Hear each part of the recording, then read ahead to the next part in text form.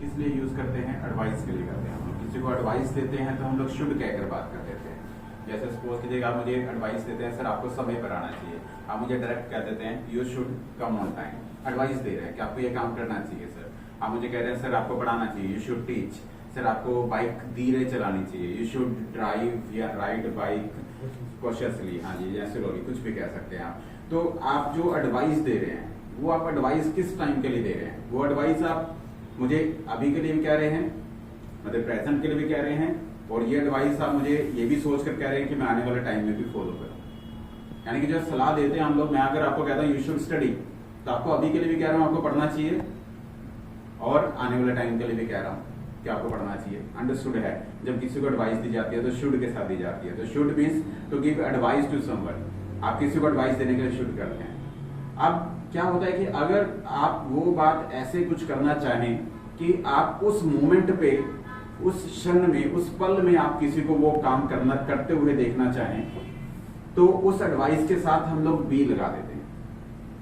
अगर आप उस मोमेंट में आप चाहते हैं कि वो पर्सन इस मोमेंट, इस पल में, इस टाइम पर ये काम करते हुए होना चाहिए, तो आप शुड के साथ बी लगा देते हैं, और बी के बाद आप कॉन्टिन्यूस बना देते हैं, क्योंकि आपको उस टाइम पर चाहिए।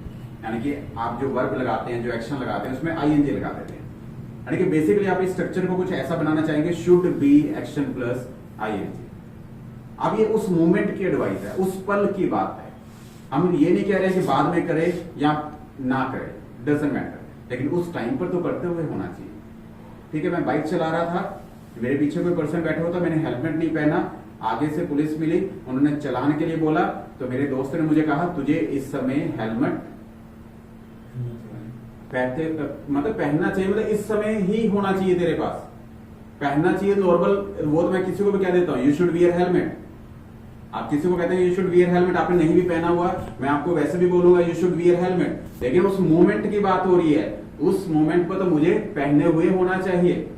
यस, उसकी हिंदी में भी ऐसे आएगा कि आपको इस समय हेलमेट पहने हुए होना चाहिए, क्योंकि उस टाइम पर मैं फंस रहा हूं, उस समय नहीं पहना हुआ था, और अगर वो पुलिस वाले नहीं मिलते तो मुझे ये बात बोलता भी नहीं। वो उस मोमेंट की बात कर रहा है, तो आप वो मुझे कैसे कह रहा है, मुझे इस तरह से बोल रहा है you should be wearing helmet at this time, ऐसे कुछ बोल रहा है। एक बार आप बोल कर दिखाइए पूरे सेंटेंस को, you should be wearing helmet at this time. एक बार दोबारा बोल दीजिए प्लीज।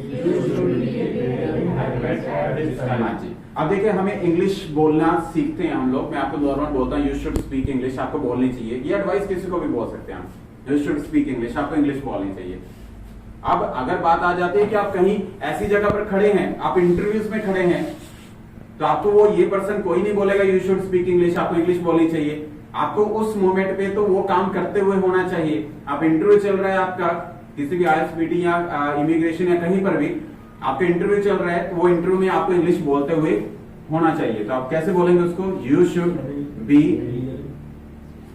स्पीकिंग, हाँ जी, इंग्लिश एट दिस टाइम। आप इस तरह से बोलेंगे। बोले एक बार आप, you should be speaking English at this time, right.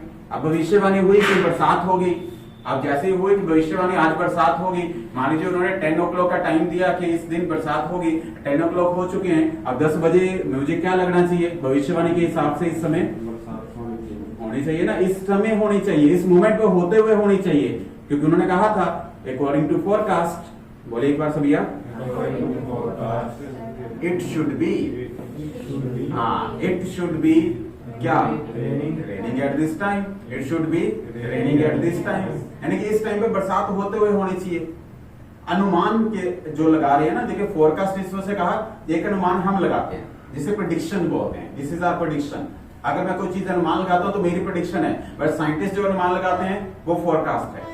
इस वजह से मैंने अकॉर्डिंग टू फोरकास्ट बोला। लेकिन अगर मैं या आप कोई भी अनुमान लगा रहे हैं तो प्रेडिक्शन हो जाता है। अब जैसे मैंने कहा कि मेरे हिसाब से, मेरे अनुमान से, यानी कि मेरे हिसाब से उसको इस समय विदेश जाते हुए होना चाहिए, ये मेरा हिसाब है, कोई साइंटिफिकली नहीं है, ये मेरे अकॉर्डिंगली है। तो मैं कैसे बोलूंगा? हाँ, अकॉर्डिंग टू माई प्रेडिक्शन या अकॉर्डिंग टू मी, कुछ भी कह सकते हैं। अकॉर्डिंग टू माई प्रेडिक्शन क्या? उसको इस समय विदेश जाते हुए होना चाहिए, यानी कि इस समय जा रहा होना चाहिए, कुछ ऐसी बात हो रही है। he should be going abroad at this time, तुम्हें इस समय पढ़ते हुए होना चाहिए। तो कैसे बोलूंगा? You should be study at this time, you should be. हाँ, तुम्हें मेरे से कुछ पूछते हुए होना चाहिए, you should be asking at this time, you should be asking right. तो ये सब बातें रहती हैं जो शुड बी के साथ रहती हैं। अब आप कॉपी में कुछ सेंटेंस लिखवा रहे हो जिसे आप बनाने की अभी के अभी कोशिश कर लीजिए। Thank you.